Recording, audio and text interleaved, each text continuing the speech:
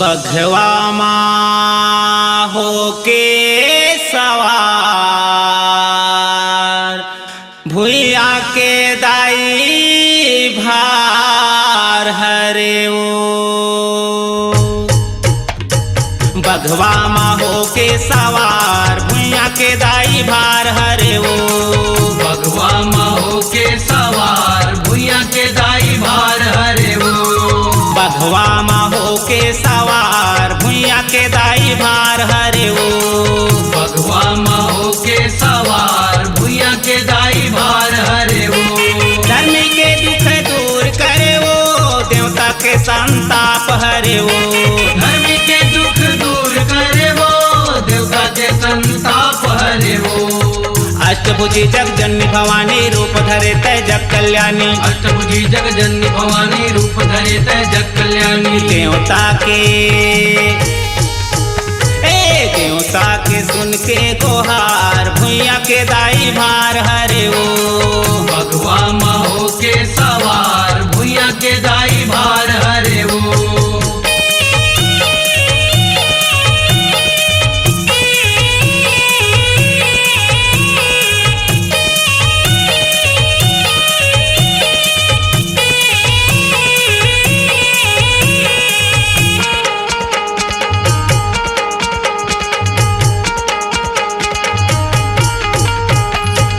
महिषासुर है बड़ साली अत्याचार मचाए वो अत्याचार मचाए दाई अत्याचार मचाए वो देवता धामी साधु संतला भारी वो हसताए वो भारी वो हसताए दाई भारी वो हसताए वो हाहाकार मचाए है जगमा कल्पत है नर नारी वो कल्पत है नर नारी दाई कल्पत है नर नारी वो इंद्र लोकला जीत के दाई राज चलाए सुरारी वो राज चलाए सुरारी दाई राज चलाए सुरारी वो एक मत हो गए देवता धामी सुमिरत हावै मात भवानी एक मत हो गए देवता धामी सुमरत हावै मात भवानी सुन के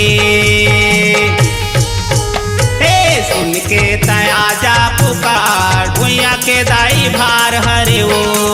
बघवा माँ होके सवार भुइया के दाई भार हरे वो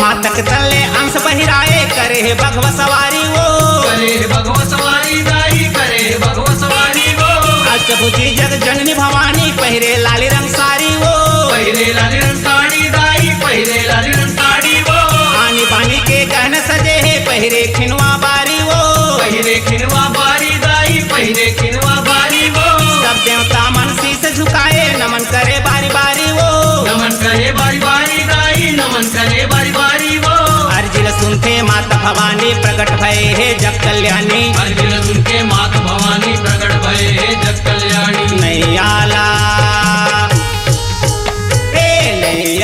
करबे बेड़ा पार भुइया के दाई भार हरे वो बघवा माँ होके सवार भुइया के दाई भार हरे वो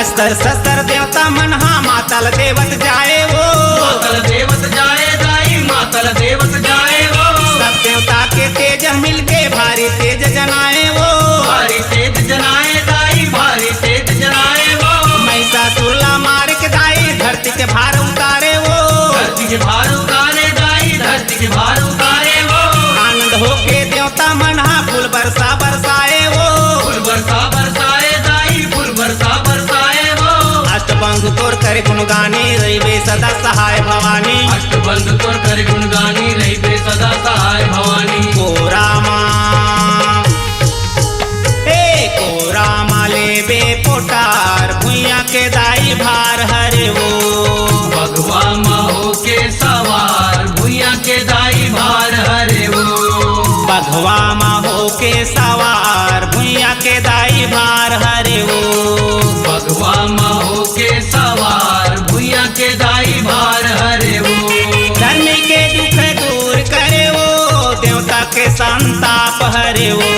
धर्म के दुख दूर करे वो देवता के संताप हरे वो अष्टभुजी जगजननी भवानी रूप धरे तय जग कल्याणी अष्टभुजी जगजननी भवानी रूप धरे तय जग कल्याणी देवता के सुन के गोहार भुइया के दाई भार हरे वो बघवा महो के सवार भुइया के दाई भार हरे वो बघवा मा हो के सवार भुइया के दाई भार हरे वो बघवा महो के सवार भुइया के दाई भार हरे वो बघवा मा हो के सवार भुइया के दाई भार हरे वो